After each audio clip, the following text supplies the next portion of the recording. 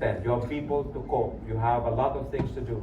But when it comes to the work of God, many of you says, let me take that. Nga man, is your God very small to think about the petty things that you have? Big. Ano kadako ang Diyos nyo?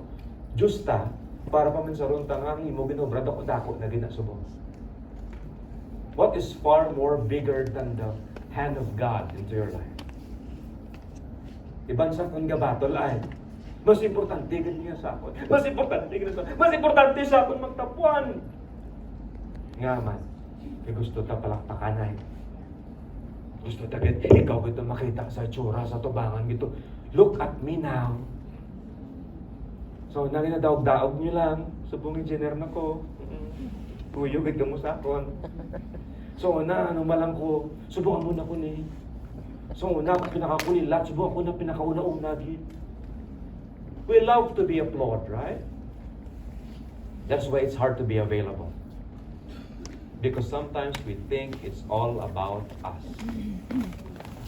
What if we lose the camera? What if nobody else is watching? What if everything is gone?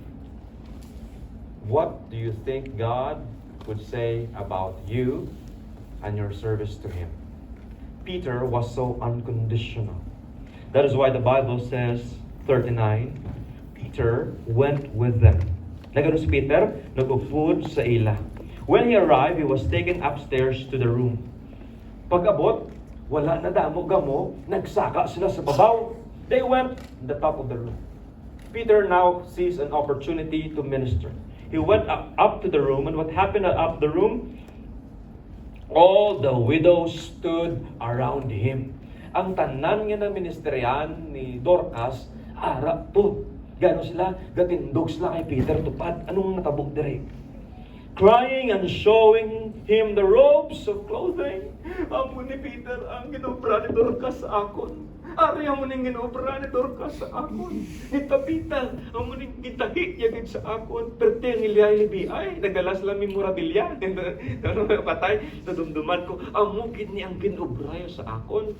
Gapanahi si Dorcas o gapanahi ning babae ngayon ni. Nagdala sila mga bayo.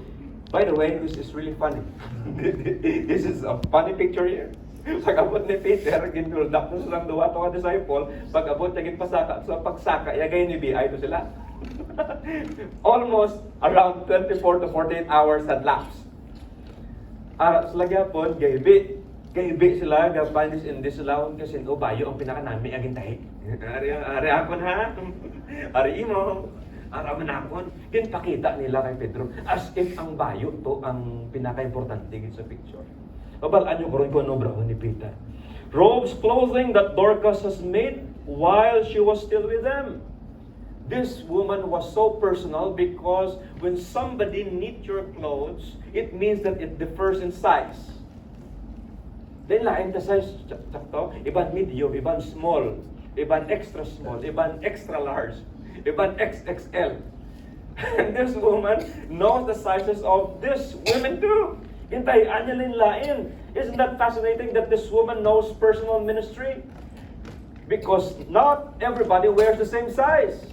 Not everybody could be dealt with the same ministry. That's why the ministerial work is difficult. Because not everybody have the same clothes to wear.